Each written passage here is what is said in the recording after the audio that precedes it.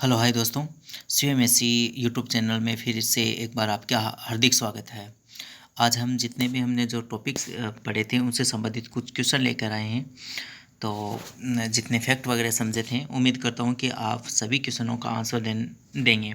तो पहला क्वेश्चन आज का, आँख में वस्तु का प्रतिबिंब बनता है। दिए गए 4 ऑप्शन हैं, उन दिए गए 4 ऑप्शन में मैं आपको 5 सेकंड का समय देता हूं कि कौन सा होगा। हाँ, इस वीडियो में कुछ क्वेश्चन ऐसे भी होंगे जो हमने नहीं पढ़े हैं, लेकिन जनरली कुछ क्वेश्चन ऐसे हैं आप आसानी से उसका आंसर दे सकते हैं।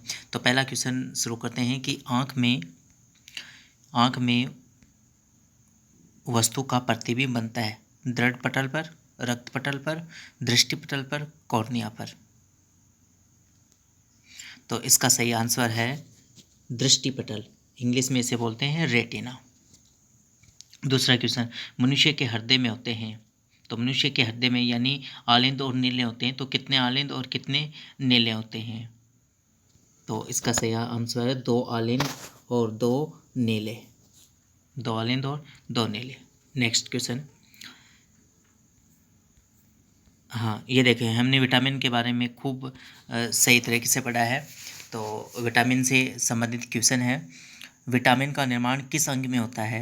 हाँ, ज़रूरी ये क्वेश्चन मैंने बताया नहीं था फैक्ट में, लेकिन फिर भी आंसर दें आप। विटामिन का निर्माण किस अंग में होता है? अमाशय में, यकृत में, अग्नाशय में, उपरोक्त सभी। तो इसका सही आंसर है यकृत।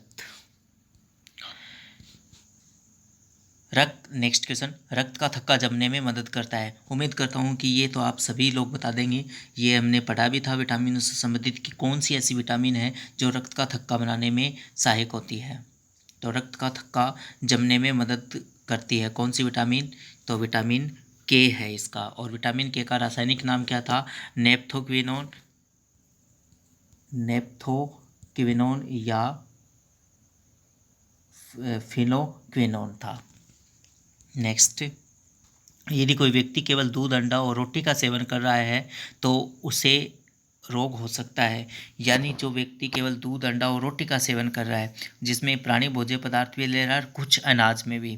तो हमने ये पढ़ा था कि अनाज में तो कुछ विटामिन होती नहीं है, तो दूध और अंडा यानी दूध और प्राणी भोज्य पदार्थ से ही ले रहा है। तो ऐसी कौन सी विटामिन है जो वनस्पति भोज्य पदार्थ से वो नहीं ले रहा है? तो इसमें कौन सा हो सकता है? रंतोती, रिकेट्स, स्कर्वी या बेरी। तो इसमें कौन सा होगा? स्कर्वी रोग विटामिन सी की कमी से, क्योंकि उपयुक्त भोज्य पदार्थों में से वनस्पति भोज्य पदार्थ वाला वो नहीं ले रहा है।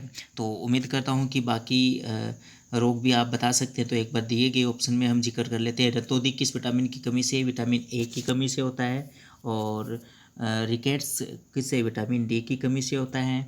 और बेरी रोग विटामिन B1 की कमी से होता है। इस पर एक मैंने ट्रिक्स भी बताई थी, या फिर इनके रासायनिक नाम से ट्रिक्स बताई गई थी, तो उसने हमने फैक्ट में ये समझा था। नेक्स्ट क्वेश्चन, किस विटामिन की कमी से जनन क्षमता में कमी आती है? ये क्वेश्चन हमने किया था कि किस विटामिन की कमी से जनन क्षमता या बंध्य क्षमता में उत्पन्न होती है, यानी जनन क्षमता नहीं होती या बंध्यता उत्पन्न होती है। जो कौन सी विटामिन? विटामिन ई।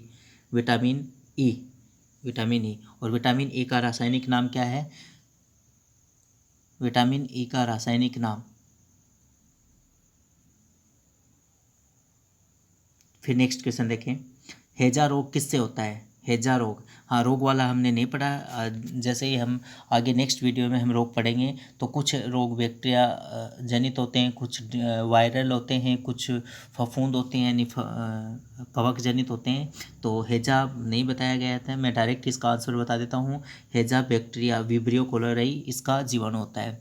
फिर नेक्स्ट क्वेश्चन, मानव के आंत में पाया जाने वाला जीवाणु। ये क्वेश्चन तो सभी को आना चाहिए और बहुत से एग्जाम में ये क्वेश्चन आ भी जाता है डायरेक्ट कि मानव के आंत में पाया जाने वाला जीवाणु जो होता है वो कौन सा होता है? एशेरिशिया कोलाई यानी ई कोलाई जीवाणु होता है। बी इसका आंसर सही है। फिर नेक्स्ट क्वेश्चन, तपेदिक टीबी उत्पन्न करने वाला जीवाणु। तो टीबी यानी तपेदिक कौन सा? माइक्रोबैक्टीरियम ट्यूबरकुलोसिस, इसका भी बी आंसर सही है। निम्नलिखित में से कौन सी बीमारी जीवाणु संक्रमण के कारण, यानी कौन सी ऐसी है जो बैक्टीरियल डिजीज होती है, जीवाणुओं के कारण होती है? तो दिए गए ऑप्शन में एक ही ऐसा रोग है जो जीवाणुओं के कारण फैलता है, बाकी जो रोग होते हैं वो किसी कवक या वायरस के कारण होते हैं। तो रोग वाला चैप्टर नहीं पढ़ा, इसका भी मैं आपको डायरेक्ट आंसर बता देता हूँ। इसमें होता है कुष्ठ, लेप्री रोग जो होता है वो जीवाणु जनित है, बाकी चेचक वायरस जनित है, मम्पस वायरस है, दमा कवक जनित रोग है। फिर नेक्स्ट क्वेश्चन है, मनुष्य में पाचन की क्रिया प्रारंभ होती है। तो ये भी नहीं पढ़ा है, लेकिन फिर भी आप ये जनरल सा क्वेश्चन है, इसका आंसर दे सकते हैं। मनुष्य की में पाचन की क्रिया कहाँ से प्रारंभ होती है? तो मुख से प्रारंभ हो जाती है, यानी मुख गुहा से प्रारंभ हो जाती है। नेक्स्ट है, फिर है पेप्सिन बदल देता है, यानी पेप्सिन बदल देता है। तो पेप्सिन किसको किस में बदल देता है ये हमने नहीं पढ़ा, डायरेक्ट इसका आंसर है प्रोटीन का एमिनो अम्ल, यानी आंसर सी है। फिर नेक्स्ट क्वेश्चन है, रुधिर दबाव मापक यंत्र कौन सा है? मैंने ब्लड पढ़ाया था, लेकिन इसका बीपी वाला मैंने छोड़ दिया था कि हम परिसंचरण तंत्र में कर लेंगे, और वैसे भी ये तो आपको सभी को ध्यान में भी होगा, उम्मीद करता हूँ। तो रुधिर दबाव मापक यंत्र होता है स्पेग्नोमेनोमीटर।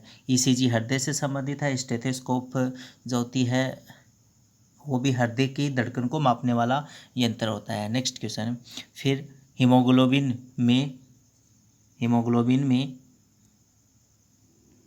होता है, यानी कौन सी केंद्रीय धातु होती है हीमोग्लोबिन में? तांबा, लोहा, मैग्नीज, जस्ता। तो फेरस होती है, इसका आंसर बी सही है, लोहा होती है। फिर नेक्स्ट क्वेश्चन है, लाल रुधिर कणिकाओं का उत्पादन निम्नलिखित में से किसके द्वारा होता है? यानी जो आरबीसी होती हैं, आरबीसी, ये उम्मीद करता हूँ कि मैंने ये फैक्ट हमने जो ब्लड वाला चैप्टर पढ़ा था उसमें मैंने बताया भी था कि डब्ल्यूबीसी कहाँ बनती है, आरबीसी कहाँ बनती है। तो लाल रुधिर कणिकाओं का उत्पादन निम्नलिखित में से कहाँ होता है? तो अस्थि मज्जा, यानी रेड बोन मेरो, आंसर इसका सी करेक्ट होगा।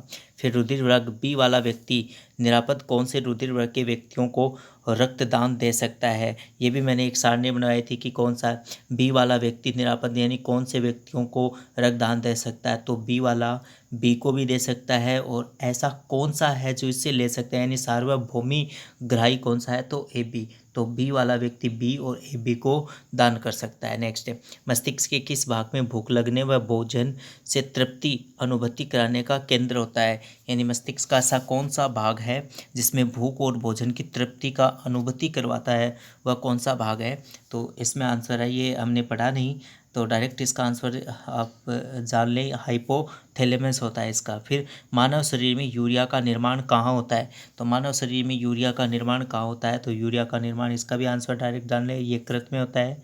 फिर नेक्स्ट और आज का लास्ट क्वेश्चन, निषेचन की क्रिया कहाँ होती है?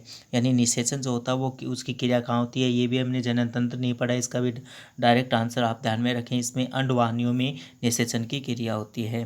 तो दोस्तों वीडियो कैसा लगा? वीडियो अच्छा लगा ऐसे ही